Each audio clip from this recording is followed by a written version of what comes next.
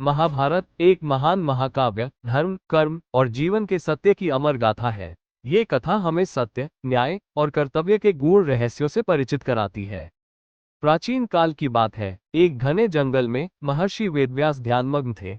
उनके चारों ओर शिष्य बैठे थे, जो उनके मुख से अमर कथा सुनने के लिए उत्सुक थे। ध्यान के दौरान भगवान ब्रह्मा प्रकट हुए और व्यास जी को महाभारत की कथा को लिपिबद्ध करने का आदेश दिया।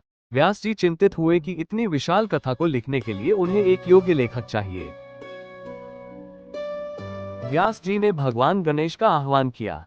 गणेश जी ने कथा लिखने के लिए सहमति दी, पर एक शर्त रखी, बिना रुके कथा लिखेंगे। व्यास जी ने भी अपनी शर्त रखी कि गणेश जी को हर श्लोक का अर्थ समझना होगा।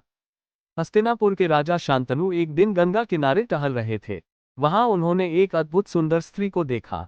वह कोई और नहीं, स्वयं मां गंगा थी। राजा उसके सौंदर्य पर मोहित हो गए और उससे विवाह का प्रस्ताव रखा। गंगा ने विवाह के लिए एक शर्त रखी, वह जो भी करेगी, राजा उनसे कभी प्रश्न नहीं करेंगे। प्रेम में डूबे शांतनु ने सहमति दे दी। गंगा ने एक एक करके अपने 7 नवजात बच्चों को नदी में बहा दिया।